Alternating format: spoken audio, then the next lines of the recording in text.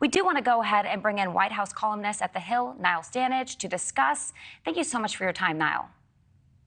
Good to be here, Kelsey. Well, there hasn't been an impeachment like this since 1975. It's only happened 3 times in Texas. Are you surprised of the outcome of this vote? I'm surprised only in the sense that in our current politics, it's unusual for members of one party to vote to impeach a member of their own party.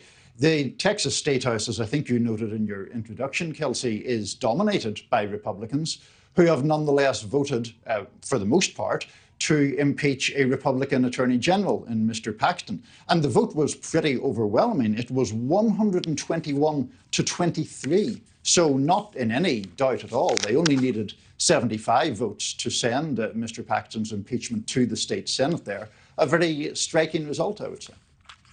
Well, Paxton, we know, released a statement after the vote calling it a politically motivated sham. But the Texas House voted overwhelmingly 121 to 23 to impeach him today.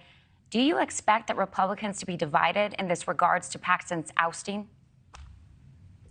There is some degree of division, I would say, Kelsey. For example, Senator Ted Cruz from Texas has been on Twitter describing the actions against the Attorney General as a sham and a travesty, and suggesting, as your question implied, that some people see it as an attempt to get him out of there for political reasons. And broadly, I would say that argument is easier to make in situations where the vote is a partisan vote or a party line vote. That isn't the case here, where we have Republicans, for the most part, voting to impeach Mr. Paxton. And additionally, before it got to that stage, it was a Republican-led committee that passed the articles of impeachment, no fewer than 20 of them. So I think that makes it harder to really get traction for the argument that it's all politically motivated. Well, we do know that former President Trump already came to Paxton's defense on Truth Social, and he's having some support to the former president going to help or hurt him. That's the question. Well, it'll probably help him with voters. I mean, the Attorney General has been under a shadow for many years. He has been charged, going back to 4 or 5 years, with felonies relating to securities fraud.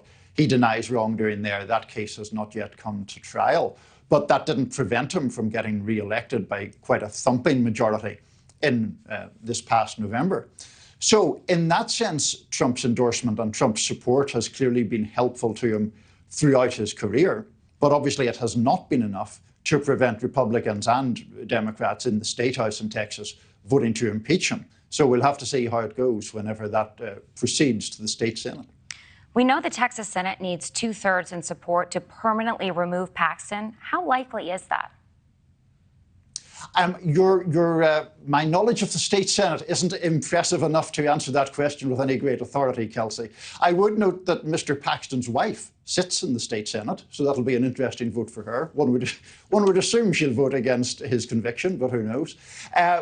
Look, I think 2/3 majority in any body is difficult to get when it would be ejecting him from office.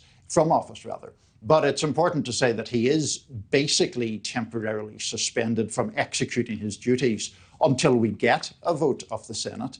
He'll obviously be trying hard to make sure that that vote does not reach the required 2/3 majority. If it does, it'll be a very dramatic step.